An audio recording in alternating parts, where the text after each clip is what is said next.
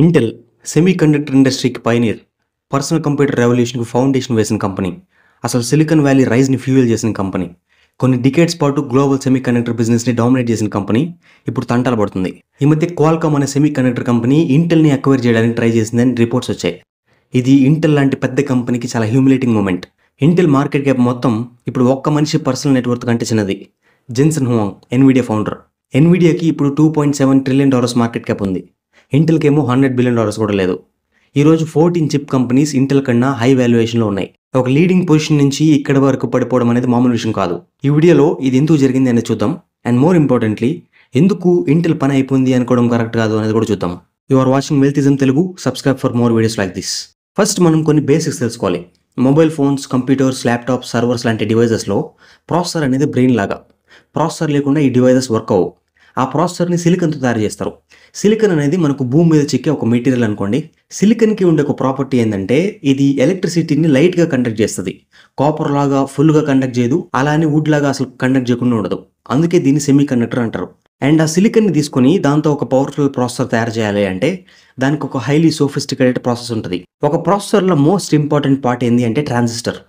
ఒక్కో ప్రాసెసర్లో countless invisible transistors ఉంటాయి. మీరు షాక్ అవ్వచ్చు, ప్రాసెసరే సిమ్ కార్డ్ అంత సైజులో ఉంటే అందులో బిలియన్స్ ఆఫ్ ట్రాన్సిస్టర్స్ ఎలా ఉంటాయి అని చెప్పి. అసలు మనం కళ్ళతో కూడా చూడలేము ఆ ట్రాన్సిస్టర్స్ ని. ఒక్కో ట్రాన్సిస్టర్ సైజు నానోమీటర్స్ లో ఉంటుంది. బట్ ఫోటో లిథోగ్రఫీ అనే ప్రాసెస్ తో, ఫోటో అంటే light, so powerful light use చేసి ఒక టైనీ సిమ్ కార్డ్ అంత సిలికాన్ లో ఫోర్జ్ చేస్తారు అన్ని ట్రాన్సిస్టర్స్ ని. ఇక్కడ చాలా ఇంపార్టెంట్ పాయింట్ ఏంటంటే ఒక ప్రాసెసర్ లో ఎన్ని ఎక్కువ ట్రాన్సిస్టర్స్ ఉంటే ఆ ప్రాసెసర్ అంత ఫాస్ట్ గా వర్క్ అవుతుంది. బట్ ఒక ప్రాసెసర్ లో ఎక్కువ ట్రాన్సిస్టర్స్ ఎలా ఫోర్జ్ చేయాలి అంటే దానికి ట్రాన్సిస్టర్ సైజ్ తగ్గించాలి. ట్రాన్సిస్టర్ సైజ్ చిన్నది ఉంటే ఒక ప్రాసెసర్ లో ఎక్కువ ట్రాన్సిస్టర్స్ పడతాయి. సో ట్రాన్సిస్టర్ సైజ్ ని రెడ్యూస్ చేయడం సెమీ కండక్టర్ కంపెనీస్ వాళ్ళ మెయిన్ టార్గెట్. ఎందుకంటే వాళ్ళ బిజినెస్ గ్రో అవ్వాలి అంటే ప్రాసెసర్ ఫాస్ట్ కావాలి. ప్రాసెసర్ ఫాస్ట్ కావాలి అంటే అందులో ఎక్కువ ట్రాన్సిస్టర్స్ ఉండాలి. అందులో ఎక్కువ ట్రాన్సిస్టర్స్ ఉండాలి అంటే ఈచ్ ట్రాన్సిస్టర్ సైజ్ తగ్గాలి. ఇది సెమీ కండక్టర్ బిజినెస్ లో ఒక ఫండమెంటల్ ఆస్పెక్ట్. ఈ పాయింట్ గుర్తుపెట్టుకోండి. అది ఎందుకు అనేది మీకు అర్థమవుతుంది వీడియోలో. నెక్స్ట్ సెకండ్ థింగ్ ఏంటంటే సెమీ కండక్టర్ బిజినెస్ లో 2 టైప్స్ ఆఫ్ కంపెనీస్ ఉంటాయి. Fables companies and foundry companies. Fables companies అంటే క్వాల్కామ్, ఎన్విడియా, AMD, యాపిల్. ఈ కంపెనీస్ చిప్స్ డిజైన్ చేస్తాయి బట్ మ్యానుఫ్యాక్చర్ చేయవు. చిప్ డిజైనింగ్ అంటే ఏంటి అనేది మనం ఇప్పుడే చూద్దాం. అండ్ ఫౌండరీ కంపెనీస్ అంటే manufacturing companies. Fables companies designs తీసుకొని వాళ్ళు చిప్స్ ని మ్యానుఫ్యాక్చర్ చేస్తారు. దీనికి బెస్ట్ ఎగ్జాంపుల్ TSMC అనే కంపెనీ. బట్ ఇంటెల్ వాళ్ళ చిప్స్ ని వాళ్ళే డిజైన్ చేసుకుంటారు, వాళ్ళ చిప్స్ ని వాళ్ళే మ్యానుఫ్యాక్చరింగ్ కూడా చేసుకుంటారు. ఇప్పుడు డిజైనింగ్ అంటే ఏంటంటే చిప్స్ లో ప్రాసెసర్ ఎలా వర్క్ అవ్వాలి, అవి ఎలాంటి టాస్క్స్ పర్ఫామ్ చేయాలి, ఎలా పర్ఫామ్ చేయాలి, ఆ బిలియన్స్ ఆఫ్ ట్రాన్సిస్టర్స్ ఎలా బిహేవ్ చేయాలి అనేది క్రియేట్ చేస్తారు డిజిటల్ గా. బికాస్ ప్రాసెసర్ ఎలా వర్క్ అవుతుంది అంటే అందులో బిలియన్స్ ఆఫ్ ట్రాన్సిస్టర్స్ అనేవి ఒక్కో ట్రాన్సిస్టర్ ఒక స్విచ్ లాగా, స్విచ్ ఆన్ అవుద్ది ఆఫ్ అవుద్ది అట్లాగనమాట. So billions of transistors switch on అవుతూ ఆఫ్ అవుతూ ఉంటే ఆ విధంగా క్యాలిక్యులేషన్స్ అనేవి జరుగుతాయి. అది మొత్తం డేటా కానీ ఏదైనా కూడా. సో ప్రాసెసర్ అనేది ఆ విధంగా వర్క్ అవుద్ది. సో అది మొత్తం డిజైన్ చేసేది డిజైనర్స్. సో AMD లాంటి డిజైనింగ్ కంపెనీస్ ప్రాసెసర్ ఎలా వర్క్ అవుద్ది అనే డిజిటల్ బ్లూ ప్రింట్ క్రియేట్ చేస్తారు. ఆ బ్లూ ప్రింట్ మ్యానుఫ్యాక్చరింగ్ కంపెనీకి, TSMC లాంటి వాళ్ళకి పంపిస్తారు. వాళ్ళు ఆ బ్లూ ప్రింట్ తీసుకొని దాన్ని ఫిజికల్ గా ప్రాసెసర్ ని క్రియేట్ చేస్తారు. అండ్ మెయిన్ పాయింట్ ఏంటంటే ట్రాన్సిస్టర్ సైజ్ రిడ్యూస్ చేయడం కూడా TSMC వాళ్ళు చేయాలి. సో ట్రాన్సిస్టర్ సైజ్ తగ్గించడం అనేది మ్యానుఫ్యాక్చరింగ్ వాళ్ళ రెస్పాన్సిబిలిటీ. డిజైనర్ ఎంత మంచిగా డిజైన్ చేసిన ప్రాసెసర్ ని, ట్రాన్సిస్టర్ సైజ్ ని మ్యానుఫ్యాక్చరింగ్ వాళ్ళు కనుక తగ్గించకపోతే ప్రాసెసర్ ఫాస్ట్ గా వర్క్ అవ్వదు. ఎందుకు అనేది ఇందాక చెప్పాను.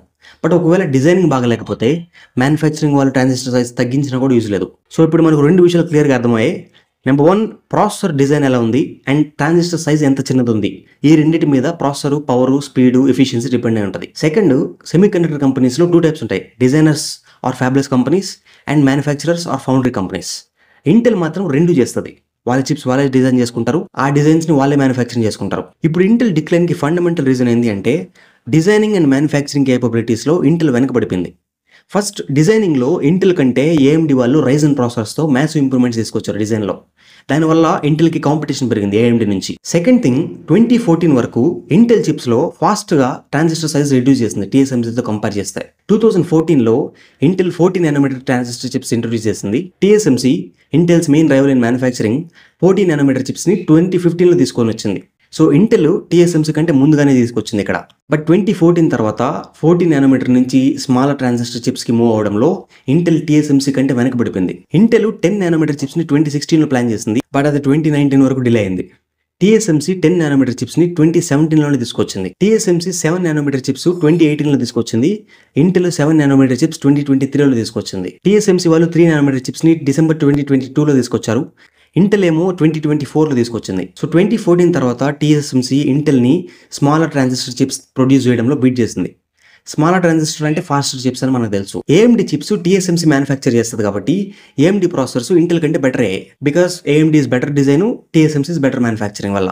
AMD ప్రాసెసర్స్ బెటర్ అవడం వల్ల ఇంటెల్ మార్కెట్ షేర్ లూజ్ అయింది, ఎస్పెషల్లీ 2017 నుంచి. AMD Ryzen ప్రాసెసర్స్ రిలీజ్ చేసిన ఇయర్ అది. నెక్స్ట్ థింగ్ ఏంటంటే యాపిల్ కూడా 2020లో మ్యాక్ పీసీస్లో ఇంటెల్ ప్రాసెసర్స్ని డ్రాప్ చేసింది. ఇది ఇంటెల్కి ఇంకో మేజర్ బ్లో. అప్పటి వరకు మ్యాక్ బుక్స్లో కూడా ఇంటెల్ ప్రాసెసర్స్ ఉండేవి. తర్వాత నుంచి యాపిల్ ఓన్ చిప్స్ డిజైన్ చేసి మ్యానుఫ్యాక్చరింగ్ TSMCకి అవుట్సోర్స్ చేశారు. దానివల్ల యాపిల్ నుంచి వచ్చే రెవెన్యూ అండ్ ప్రాఫిట్స్ ఇంటెల్కి తగ్గిపోయాయి ఆబ్వియస్లీ. నెక్స్ట్ అప్కమింగ్ 2 nm చిప్స్ని ఎవరు ఫాస్ట్గా తీసుకొస్తారో చూడాలి, ఇంటెల్ వల్ల లేకపోతే TSMC వల్ల. And second biggest reason Intel పడిపోవడానికి రీజన్ ఏంటంటే CPU మార్కెట్ మీద అబ్సెషన్. ల్యాప్టాప్స్లో, కంప్యూటర్స్లో CPUs ఉంటాయి, వాళ్ళ ఫోకస్ మొత్తం దాని మీద ఉంది. CPU మార్కెట్ని ఇంటెల్ కొన్ని డికేడ్స్ నుంచి డామినేట్ చేస్తుంది. సో దానివల్ల హ్యూజ్ రెవెన్యూ అండ్ ప్రాఫిట్స్ వస్తాయి వాళ్ళకి. CPU మార్కెట్లో చాలా ప్రాఫిట్స్ వస్తున్నాయి కాబట్టి లో ప్రాఫిట్ మార్జిన్ ఉండే కొత్త ఇన్నోవేటివ్ డొమైన్స్ నెగ్లెక్ట్ చేశారు వాళ్ళు. వాళ్ళ ఎంటైర్ ఫోకస్ మొత్తం CPU గోల్డ్ మైన్ ని డామినేట్ చేయడం మీద ఉంది. దీనివల్ల మొబైల్ ప్రాసెసర్ ఇండస్ట్రీలో ఎంటర్ అవ్వలేదు. స్మార్ట్ ఫోన్ అనేది వరల్డ్ వైడ్ ఇంత పెద్ద ఫినామినా అయిపోద్ది అనేది వాళ్ళు ఎక్స్పెక్ట్ చేయలేదు. 2007లో ఐఫోన్ లాంచ్ అయినప్పుడు యాపిల్ వాళ్ళు ఇంటెల్ని ఐఫోన్ చిప్స్ కోసం అప్రోచ్ అయితే ఇంటెల్ వాళ్ళు దాన్ని రిజెక్ట్ చేశారు. ఎందుకంటే ఆ రోజుల్లో స్మార్ట్ ఫోన్ ఇండస్ట్రీ అంత పెద్దది కాదు కాబట్టి అందులో ఎక్కువ ప్రాఫిట్స్ ఉండవని నెగ్లెక్ట్ చేశారు వాళ్ళు. ఇది మాన్యుమెంటల్ బ్లండర్ అయింది. స్మార్ట్ ఫోన్ ఫినామినాన్ వరల్డ్ని కంప్లీట్గా చేంజ్ చేసేసిందని మనకు తెలుసు. ఇంత పివటల్ ఇండస్ట్రీని లూజ్ అవడం వల్ల ఖచ్చితంగా కాన్సిక్వెన్సెస్ ఫేస్ చేయాలి. ఇంటెల్ వాళ్ళు ఫేస్ చేశారు. ఈ రోజు మీడియాటెక్, క్వాల్కామ్ లాంటి mobile chip companies billions of revenue and profits generate చేస్తున్నాయి. ఇంటెల్ వాళ్ళ తర్వాత మొబైల్ చిప్ బిజినెస్లోకి ఎంటర్ అవ్వాలని ట్రై చేశారు, బట్ అది సక్సెస్ రాలేదు వాళ్ళకి అక్కడ. సేమ్ CPU మార్కెట్ మీద ప్రాఫిట్స్ మీద అబ్సెషన్ వల్ల ఇంటెల్ వాళ్ళు GPU మార్కెట్ని కూడా నెగ్లెక్ట్ చేశారు. GPUs అంటే హెవీ అప్లికేషన్స్ కోసం యూజ్ చేసే చిప్స్, లైక్ గేమింగ్, ఇప్పుడు ఆర్టిఫిషియల్ ఇంటెలిజెన్స్, వీటి కోసం యూజ్ అవుతాయి. CPU సరిపోవు వాటిని హ్యాండిల్ చేసేదానికి. స్టార్టింగ్లో గేమింగ్ అనేది పెద్ద మార్కెట్ కాదు కాబట్టి ప్రాఫిట్స్ ఎక్కువ ఉండవు అని చెప్పి దాన్ని కూడా నెగ్లెక్ట్ చేశారు. ఈ మధ్య ChatGPT రిలీజ్ అయిన తర్వాత GPU మార్కెట్ అనేది చాలా పెద్దదైపోయింది. ఎందుకంటే ఆర్టిఫిషియల్ ఇంటెలిజెన్స్కి CPUs సరిపోవు, GPUs కావాలి. అందుకే ఎన్విడియా ఇప్పుడు సెమీ కండక్టర్ ఇండస్ట్రీలో మోస్ట్ ప్రాఫిటబుల్ కంపెనీ అయింది. ఎందుకంటే స్టార్టింగ్ నుంచి ఎన్విడియా గేమింగ్ మార్కెట్ కోసం GPUs చేస్తుంది. ChatGPT రిలీజ్ అయిన తర్వాత GPUs డిమాండ్ పెరిగిపోయింది. అండ్ స్టార్టింగ్ నుంచి గేమింగ్ కోసం వాళ్ళు GPUs చేస్తున్నారు కాబట్టి ఎన్విడియా వాళ్ళకి ఎక్స్పీరియన్స్ ఉంది, ఆ బ్యాక్గ్రౌండ్ ఉంది, ఆ హెడ్ స్టార్ట్ ఉంది GPUsలో. సో వాళ్ళు ఆ డిమాండ్ని చాలా ఎక్సలెంట్గా ఎక్స్ప్లాయిట్ చేశారు. వేరేజ్ ఇంటెల్ వాళ్ళకి అసలు ఆ GPU మార్కెట్ మీద అసలు ఫోకస్ లేదు ఫస్ట్ నుంచి కూడా. సో ఇంటెల్ AI ట్రెండ్ని యాంటిసిపేట్ చేయలేకపోయింది. సో ఇక్కడ కూడా వెనకబడిపోయింది. సో ఈ మేజర్ రీజన్స్ వల్ల ఇంటెల్ డిక్లైన్ అయింది. బట్ ఇప్పుడు ఇంటెల్ పని అయిపోయింది అని అనుకోవడం ఎందుకు కరెక్ట్ కాదు అనేది కూడా చూద్దాం. Even today Intel overall CPU మార్కెట్లో బిగ్గెస్ట్ ప్లేయర్. 75% మార్కెట్ షేర్ ఇంటెల్దే. AMDకి 24% మార్కెట్ షేర్ ఉంది. But AMD's market share year on year increase అవుతుంది, ఇంటెల్ది డిక్రీజ్ అవుతుంది. అయినా కూడా ఇంటెల్ పొజిషన్ సాలిడ్గా ఉంది as of now. So Intel పని అయిపోలేదు అనేదానికి ఇది ఒక reason. Second reason, Intel is too big to die overnight. వాళ్ళ బ్యాలెన్స్ షీట్లో మ్యాసివ్ అసెట్స్ ఉన్నాయి, still over $50 billion revenue generate చేస్తుంది. సో ఇంటెల్ బ్యాంక్రప్ట్ అవడం ఈజ్ ఇంపాసిబుల్. వాళ్ళ దగ్గర మ్యాసివ్ వర్క్ ఫోర్స్ ఉంది, టాలెంటెడ్ ఇంజనీర్స్ ఉన్నారు, and most importantly industry and గవర్నమెంట్స్తో స్ట్రాంగ్ కనెక్షన్స్ ఉన్నాయి. 2025 ఫస్ట్ క్వార్టర్లో కూడా ఇంటెల్ రెవెన్యూ ఎక్స్పెక్టేషన్స్ స్లైడ్గా బీట్ చేసింది. So clearly they are not dyeing.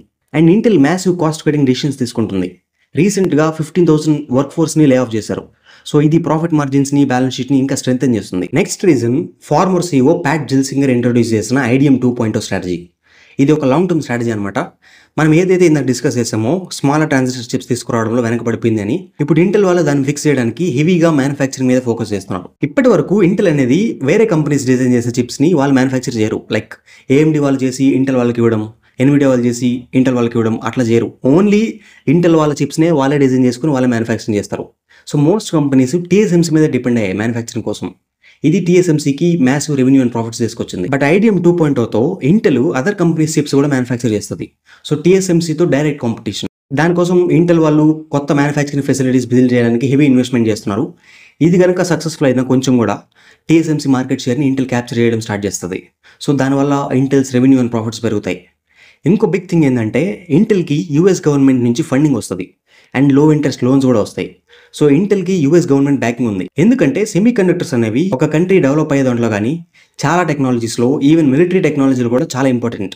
Because they are the brains behind the machines. TSMC అనేది టైవానీస్ company. US government వాళ్ళు వేరే countries మీద depend అవ్వలేరు ఇంత క్రిటికల్ టెక్నాలజీలో, కాబట్టి వాళ్ళ US కంపెనీస్గా ఫండింగ్ ఇస్తారు.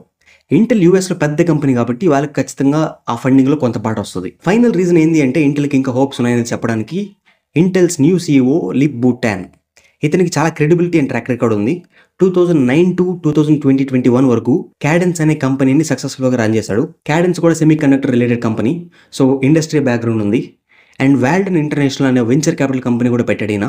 ఇప్పుడు అది $5 billion అసెట్స్ మేనేజ్ చేస్తుంది. సో బిజినెస్ బ్యాక్గ్రౌండ్ కూడా ఉంది. అండ్ MIT నుంచి మాస్టర్స్ కంప్లీట్ చేశాడు న్యూక్లియర్ ఇంజనీరింగ్లో. సో ఇంజనీరింగ్ క్రెడెన్షియల్స్ కూడా ఉన్నాయి. అండ్ 2020 నుంచి ఈయన ఇంటెల్ బోర్డ్ మెంబర్గా కూడా ఉన్నాడు. సో ఇంటెల్ని కొన్ని ఇయర్స్ నుంచి అబ్జర్వ్ చేస్తున్నాడు. మీరు చూస్తే చాలా క్రిటికల్ బాక్సెస్ టిక్ చేస్తున్నాడు. సో ఈయన ఇంటెల్కి పోయిన గ్లోరీని తీసుకొస్తాడా లేదా అనేది పక్కన పెడితే అట్లీస్ట్ డెత్ నుంచి అయితే సేవ్ చేస్తాడు అనిపిస్తుంది. So to conclude, Intel decline business world మొత్తానికి ఒక పవర్ఫుల్ లెసన్ ఇస్తుంది. కంపెనీ గ్రో అవ్వాలి అంటే చేంజ్ని యాక్సెప్ట్ చేయాలి, రిలెంట్లెస్లీ ఇన్నోవేట్ చేయాలి, కొత్త టెక్నాలజీస్కి అడాప్ట్ అవ్వాలి. ఒక్క ప్రాఫిట్ మార్జిన్స్ ఒకటే కాదు, ఇన్నోవేషన్ మీద కూడా ఫోకస్ చేయాలి. పాస్ట్లో ఏదైతే వర్కౌట్ అయిందో ఆర్ ప్రెజెంట్లో ఏదైతే వర్కౌట్ అవుతుందో దానికే అతుక్కుపోయి కొత్తవి ట్రై చేయకుండా ఉండడం, ఇట్లా చేయకుండా ఉండకూడదు. ఎందుకంటే ఫ్యూచర్లో ఏమొస్తుందో ఎవరికి తెలియదు. So this is the analysis of why Intel declined and why it may rise again. Thanks for watching Wealthism Telugu. ఈ వీడియో నచ్చితే లైక్ చేయండి. అండ్ ఇలాంటి వీడియోస్ ఇంకా ఫ్యూచర్లో చూడడానికి subscribe to Wealthism Telugu. This is Deepak lead signing off. You know that you control me. Guilty self-affliction. Prey on me when I'm lonely, and I'm your willing victim.